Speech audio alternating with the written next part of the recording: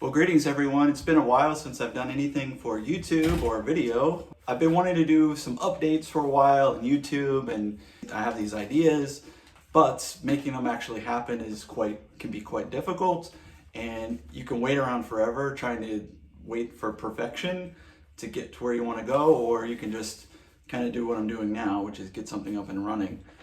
If it's been a while since you've watched a podcast or you've seen me, you notice I got a little bit of a beard going here, and that is because of a challenge that I've presented to myself.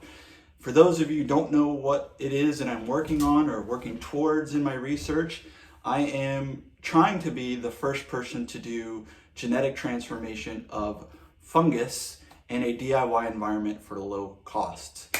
That's part of my mission for one, to learn a new skill, but also to make science and biotechnology more accessible, especially something like genetic engineering. So I am very close to having accomplished that goal, and I've told myself that I would not shave until I have reached that goal. So that is why you're going to see the beard probably getting a little bit longer. Yes, so I want to talk to you and give you some updates about what's going on in my research, where things are at, and talk about that a little bit. First of all, we're in my lab. If you don't know me and you haven't had a chance to meet me, I live in what used to be called South Central LA, South LA, and I live in a 100-year-old house that I bought about 2 years ago. And this house is always under construction. I'm always working on it. But there's a wing of the house that will probably be one of the last things that I get to, because it's probably the biggest project, and that is to do the kitchen. So behind me is a kitchen. This is the breakfast room, and you'll notice this beautiful wallpaper that I hate. It makes it really difficult to make videos and photographs, but whatever. This is my humble lab. It extends into the dining room, so I'll try to show you guys a little bit of a video of that, where I have like my electrophorator, my computer, sterilizer, autoclave, some storage and things like that. But this is the primary area where I do the work, because this is my homemade flow hood that I made here, and this is where I do all my culturing work or microbiology work. So yes, so update on what it is I'm doing. So the type of genetic engineering that I'm focused on it's got a fancy name to it. It's called Agrobacterium tumefaciens mediated transformation of filamentous fungi. And that is a very long and complicated way of saying I'm using a special bacteria to transfer genes into fungus. But the thing about Agrobacteria that I think makes it so appealing is that it works for a variety of different types of species of fungus. And so if you're taking a species of fungus for which there are no published protocols for transforming the different kind of species that I'm working with, they call them non-model organisms, because they're not as widely studied and used in biotechnology, not yet anyways. One of the reasons that I'm using Agrobacteria is because you're sort of harnessing nature's own ability to do gene transfers to other organisms. And there's less fine tuning of things like, there are other methods where you treat maybe the conidia or spores of fungus, you treat them, you give them some enzymes to break the cell walls up a little bit that make DNA more easily transferred into the cell. The challenge with those is that you have to do a lot of experimentation to find the right combination of enzymes, the right amount to use, and there's a lot more variables that need tweaking if you're going to take an organism which has not been transformed before and transform it. And so Agrobacteria, it's complicated in other ways, because you're not dealing with just one organism or even two. Like, normally you might use E. coli and to grow a bunch of your DNA plasmids, which is the thing that you're going to be putting into the organism, and using E. coli in that way. With the method I'm using, you're using E. coli, you're using Agrobacteria, and then you have the fungus itself. So 3 total organisms in order to genetically engineer fungus. part of those steps is you need to have the DNA that you're going to use and put in the fungus that you're going to modify. And I have a plasmid from a paper that's been published that works on an Aspergillus species, and it was gifted to me from a professor in Spain. He gifted me this plasmid, and now I've been doing a lot of the molecular biology work to learn how to work with it. This plasmid was sent to me on a piece of sterile filter paper that kind of looks like this, wrapped in some aluminum foil, and I had to figure out how to get that DNA off of the paper and put it into E. coli so that I could grow a bunch of it, and then purify it out of the E. coli so that I have this purified plasmid, and I have enough of it that I can then put it in Agrobacteria, which will then transfer part of that plasmid to the fungus. So I'm finally at the step where I have recovered the DNA that was sent to me, I've put it in the E. coli, I have purified it, and I've been practicing using an electroporator, because there's really only two ways to get DNA into Agrobacteria. There's sort of like the equivalent of what's called the heat shock, where you use a large temperature differential to get the DNA into the cells.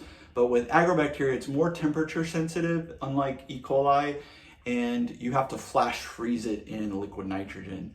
And that's not completely out of the realm of possibility for a DIYer. I called around a couple of different companies in Los Angeles and found more than one company that would sell me some liquid nitrogen. One of them would even rent the dewar that it comes in, the container. It's definitely cheaper to buy, spend $100, $200 to buy a container, and then you would go and maybe it would cost you $15 or $20 to get some liquid nitrogen that you can then use. It only lasts for about a week or two, depending on how good your dewar is for storing the liquid nitrogen. And then the other approach is to use an electroporator and shock the DNA into the Agrobacteria cells. And so I've been, I bought an electroporator from eBay, and I have been practicing putting the plasmid into E. coli and very much the same set of steps that will work for Agrobacteria. So I'm at that stage where I need to get my hands on some Agrobacteria so that I can get the plasmid into it, and then I can start running my first set of experiments with using Agrobacteria to transfect a couple of different Aspergillus species that I'm working with in my lab here. As a sort of general update to what's going on in the lab, I have a couple of experiments here where I've been going out. I've actually kind of interested in marine fungi. It looks like a couple of papers have come out that have shown that new species and new metabolic pathways have been discovered from marine-based fungi. So I went out to the beach last week and I collected some specimens, and I've been working on isolating some fungi from, say, seagrass and some other organisms. It gives me an opportunity to continue to do my genetic work and to practice things like DNA barcoding, which requires a lot of different molecular biology skills. DNA barcoding fungi is a great way to just get some general practice, molecular biology practice. I also bought an incubator last month from eBay, and it broke. I had been using my own DIY incubator, using a styrofoam cooler with a heating pad, and it works. It works for E. coli. A lot of these organisms are quite forgiving in terms of the temperatures you work with. But one organism that's not as forgiving is the Agrobacteria, because once it gets above a certain temperature, it will think that it's dying. You can overheat it very easily. And since I'm in Southern California, I don't have central air in my home yet, and it can get kind of hot here. And so I need an incubator that can at least keep it at room temperature, or the ideal incubation temperature. Well, I bought one on eBay, and 29 days after I bought it, it decided to break. And so I've been in the process of trying to figure out how to return that and get a refund and to get a new one. The other thing I've been doing is, when you get Agrobacteria and you begin to work with it, you need a whole bunch of new antibiotics that I don't have. The Agrobacteria tumefaciens strain that I'm working with requires carbenicillin and rifampicin. And both of those antibiotics are not super common. I mean, there's certainly not a lot of people that sell them, and they're expensive, relatively expensive. Most of these antibiotics cost about $55 per gram, which, you don't need a lot, but still a gram is not very much. For the work I'm doing, I'm working with maybe 4 or 5 different antibiotics. And there's a whole lot of reasons behind that. But if you have agrobacteria growing on a medium, you want to make sure that you're only growing the agrobacteria and not anything else. So I am in deep right now working with a lot of different companies to try to get my account approved to purchase reagents like antibiotics for my experiments. And that has been difficult, but I'm making good progress. I don't think there's anything that I'm not going to be able to overcome. The other thing that I've been acquiring is when you grow the agrobacteria with the fungus, you need special media that will support both the growth of the bacteria and the growth of the fungus. And inside of the literature that I'm using and reading, they call this medium Induction Media. And it's not a media that you can just go out and buy. There's a lot of different, like malt extract agar or potato dextrose agar. Those are relatively easy to make yourself, or you can also buy them pre-made. But this induction medium is not pre-made anywhere. There's a recipe that includes all of the different elements and carbon and nitrogen sources that you need. So you have to purchase those all individually, and then you mix them and prepare the media in the right proportions. One of the things that you will add to the media is a plant hormone called Acetosyringone. I think I'm pronouncing that right. This Acetosyringone is what's released by plants whenever they get injured. It's a phenol. It's a phenol. Go look up what a phenol is. It's a phenol that is released whenever a tree or plant is injured, and it's kind of signals the virulence factor of the agrobacteria to go move in and start doing its thing. And so we kind of emulate what nature does naturally. I mix in a little bit of this phenol that companies have figured out how to isolate and grow out. I mix some of that in this special induction media, and that's what's going to make the agrobacteria get ready to transfer this part of its genes, the genes that I put in it, part of that to the fungus. It's also kind of expensive. That's another one of those things where you buy a little bit of it. It doesn't have a long shelf life. There's only one place that sells it in a low enough quantity that it's approachable for someone like me who's an independent researcher or for DIYers. That is the update for the lab. It's really about overcoming the hurdles to buying reagents as an independent, unincorporated, unaffiliated researcher, sharpening last few molecular biology lab skills here in preparation for receiving the agrobacteria. And then it's off to the races. We're going to be very, very soon running our first genetic transformation experiments on fungus, which is pretty exciting. This is what I've been working towards for the last year. Okay, I did want to dedicate this update to talking about some of the 3 biggest challenges that I've encountered and how I've overcome them. Number 1, I have been recommended by many people throughout my journey to reach out to some of the local academic institutions like the University of Southern California or UCLA, all the colleges and universities in my area for contacts, for networking, or I might reach out to them to ask them if they have a specific, like the agrobacteria, for example. To buy that, it costs about $300 per strain. There's 2 strains that I use or can use, and then shipping costs on top of that, which is usually another $50 to $75 because they have to generally be shipped in dry ice, which is expensive. There's also been other times where I was doing experimentation with a low-cost electroporation device, and I needed access to a high-voltage probe and an oscilloscope.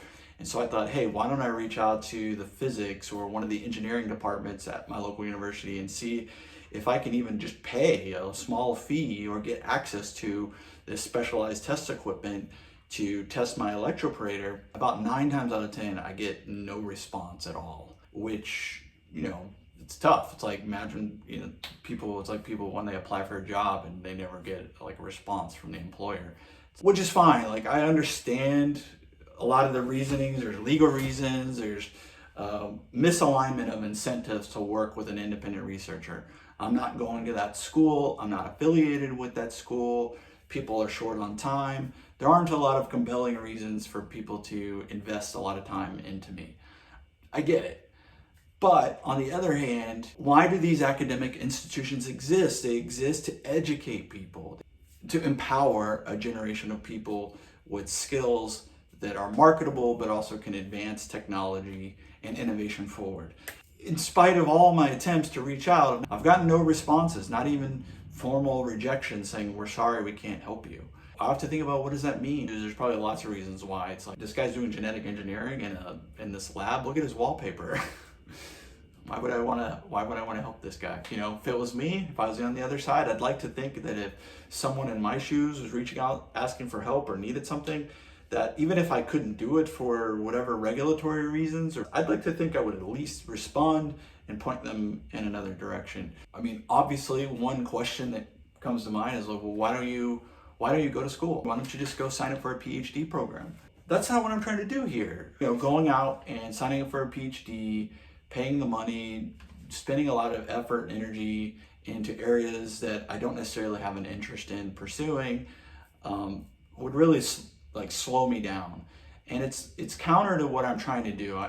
I'm not advocating people replace a PhD with doing independent research, but I am trying to break down the barriers to entry to doing genetic engineering. And I think part of that is showing that you don't necessarily have to go the PhD route to do this work.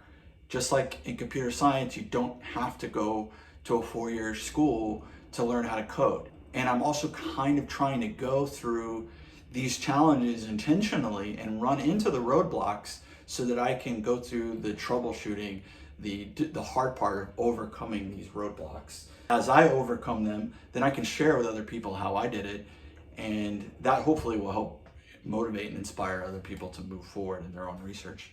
So how I've overcome the lack of support from academic institutions is really just embracing the idea that I'm going to be fine without them. It's really a mindset thing. My hope is that after I do my research, I probably attempt to self-author a paper on how to replicate the Agrobacteria tumefaciens transformation that I've been working on, how to replicate that using low-cost reagents, low-cost tools, and methodologies. I'm hoping that once I complete my experimentation and hopefully publish the information to the world, that maybe scientists in these institutions will start paying attention to me and we can collaborate together. And I'm hoping that folks in academic institutions will work with me to help eliminate some of these barriers and advocate for things that make science more accessible to everyday folks. The second big challenge that I've had to overcome is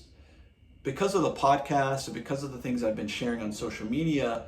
It's been great for networking, and the part of the networking has brought new opportunities to my doorstep, which is awesome. That's part of the strategy here, is like part of my job is communicating to the world what it is that I'm doing and how I'm doing it and being transparent about every facet of the research. The problem with that is it brings a lot of distractions to the table. I network with pretty much anybody. If someone wants to reach out to me on LinkedIn and set up a call, by and large, I try to make time for most people. What has happened is I've had some people get very excited about what I'm doing, and there's people that say, oh, they want to help, and they want to help me be successful. And that's super exciting because most of the time I'm alone here, and most of the time I'm dealing with challenges independently. And there's so many things that I know more experienced people would be able to help me to do. The problem is we'll spin up a project and in actuality, very difficult to get off the ground. For example, I met lots of people in the last year who said, hey, you should start a community biolab. And I have some people in the biotech community in LA that are very supportive of this.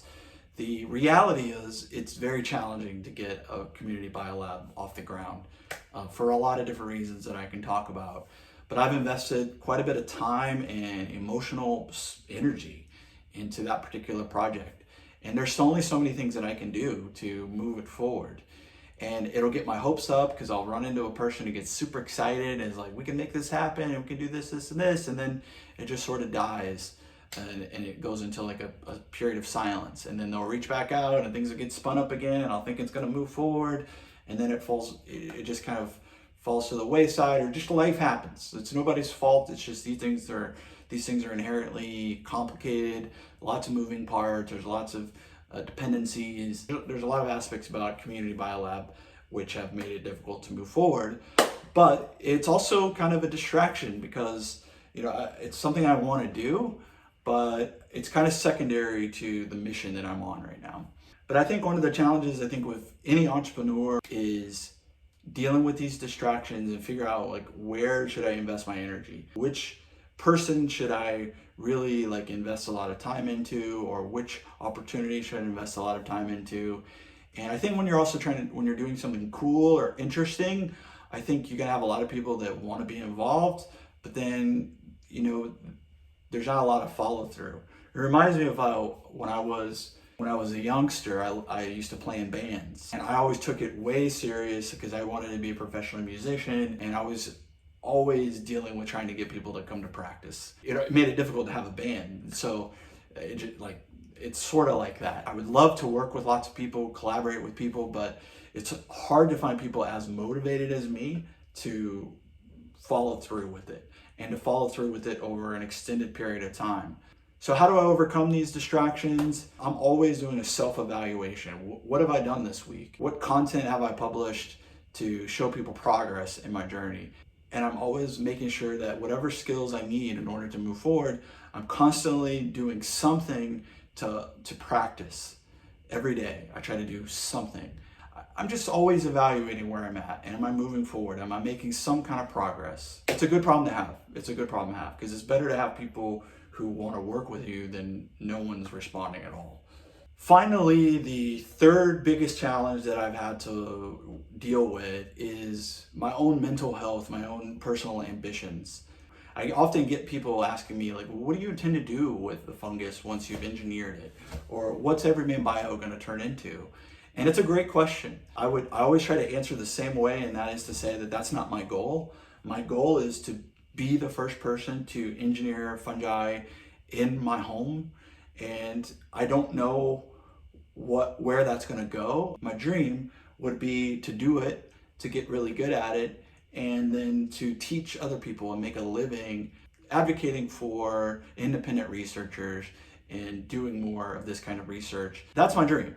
How that's going to happen, I don't know, but I do know that it won't happen if I don't accomplish the goal of doing the genetic transformation.